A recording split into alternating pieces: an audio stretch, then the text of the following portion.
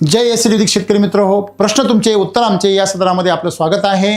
मधुकर गवळी, नांद्रा कोळी, बुलढाणा यांनी प्रश्न विचारलाय की जर 100% एसिडिक वापरल्यानंतर देखील कधी कधी समस्या जाणवतात, याचं कारण काय? मित्र हो, पहिली गोष्ट म्हणजे 100% एसिडिक वैदिक म्हणजे काय हे समजून घेणं गरजेचं। 100% एसिडिक म्हणजे फक्त एसिडिकच वापरणं, केमिकल नाही वापरलं म्हणजे 100% होत नाही। 100% म्हणजे सम्राट बेसल डोस, RNPH, त्याच्यानंतर SSM, ह्युमस गोल्ड आणि कृषी अमृत यांचं समप्रमाणामध्ये वापर करणं, हा पहिला झाला 30%। दुसरा आहे मिल्क चार्जर पासून तयार झालेलं गो अमृत वापरणं, हे 33%। आणि अमृत जलचा वापर कंपल्सरी पाण्याद्वारे करणं म्हणजे फवारणीसाठी, ड्रेंचिंगसाठी, या तिघांचं 33% मिळून 99% होतं तिघांचं। आणि 1% व्यवस्थापन म्हणजे तुम्ही खत बेसल डोस कुठे टाकता, त्याच्यामध्ये तुम्ही रासायनिक खतांचा वापर करता की नाही, विधिपथ्य साधनांचा वापर करता की नाही, या सगळ्या गोष्टींचा अभ्यास एकत्रितपणे म्हणजे 100% वापर करणं। यातही तुम्ही बेसल डोस रेग्युलर टाकता का? 2 बेसल डोसच्या मध्ये LSQ शिलाजीत गेली पाहिजे हे, आणि सॉइल चार्जर तुमचं रेग्युलर दर हप्त्याला गेलं पाहिजे 2-2 लिटर। ह्या सगळ्या गोष्टी जर तुम्ही फॉलो केलं तर तुम्ही 100% एसिडिक वैदिक तुम्हाला म्हणू शकता। आता मुद्दा असा होतो की ज्या शेतकऱ्यांना नवीन वापर सुरू आहे त्यांनी पहिला बेसल डोस 100% टाकलाय,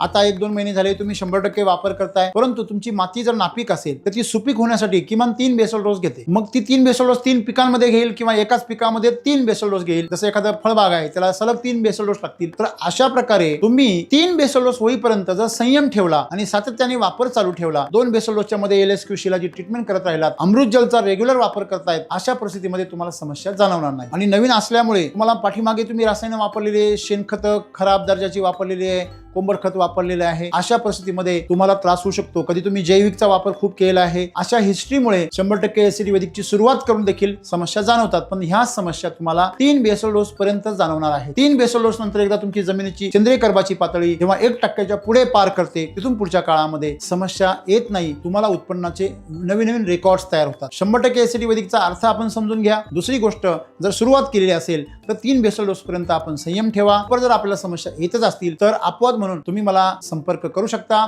98 81 79 80 28 या नंबरवर आपण व्हॉट्सअप करा किंवा आपण कॉल करा, आपल्याला त्या ठिकाणी व्यक्तिगत मार्गदर्शन केले जाईल। धन्यवाद।